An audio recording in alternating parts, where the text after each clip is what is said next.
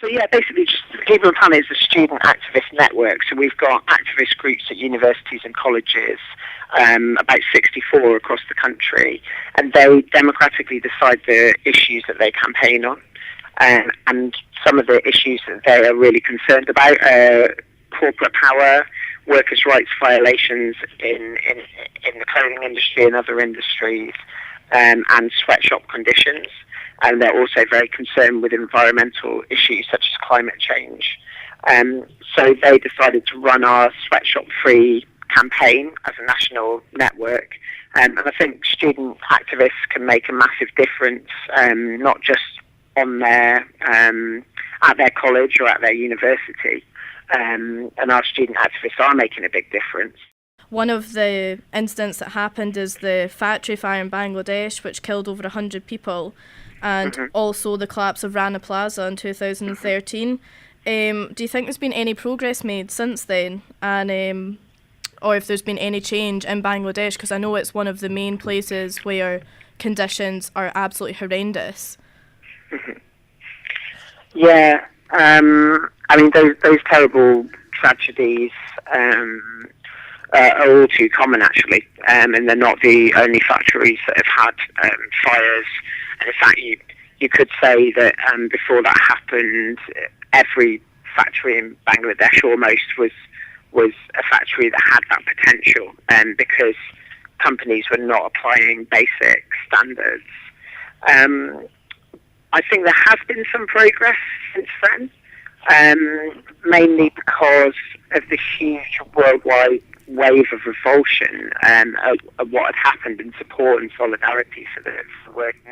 Unions and NGOs came together to negotiate what's called the Bangladesh Fire and Safety Accord, as strongly as they would like, because they're desperate for that foreign investment, and the companies take advantage of that. So actually the companies have structured the whole industry so as to operate in the places where they'll face the least regulation, where they'll be able to pay the lowest wages, where they won't have to take into account as much environmental damage that they're causing. So I wouldn't really give you a top 10 or a good list. The problem is with the way that the industry is run, basically.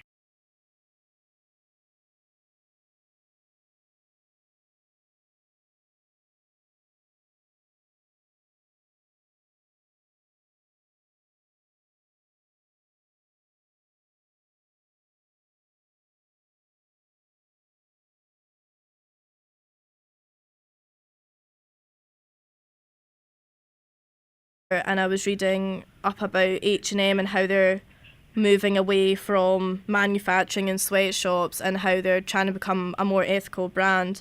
Do you think there's been any big change, like big brands that have moved away from manufacturing in sweatshops? Because obviously Primark and things like that, they still have their base in Bangladesh and things like that. They haven't really done much to change. I think the main factor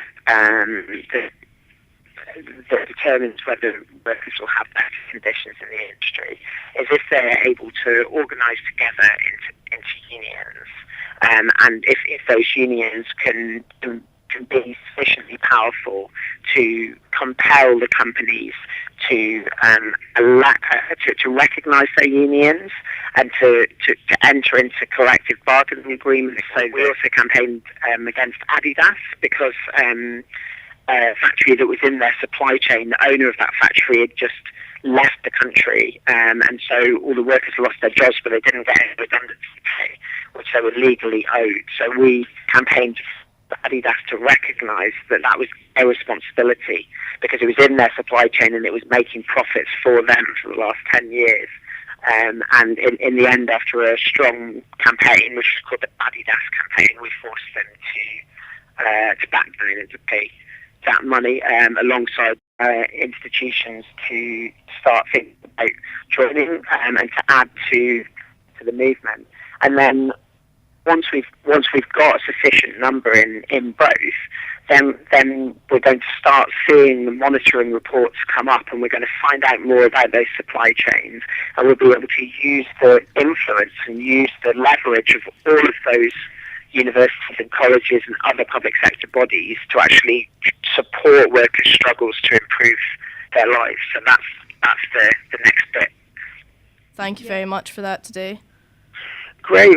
No worries. I just say that really, I just support the campaign. So really the success is based on students like you actually pushing it at their colleges or their universities or whatever. So if you ever have an opportunity to push for that at your college, push them to join the WRC or Electronics Watch or anything like that, then do take it and tell others as well, and that's how we'll build up our strength as a student movement. Yeah. Okay. Thanks very much for that. No worries. Look forward to seeing this slideshow.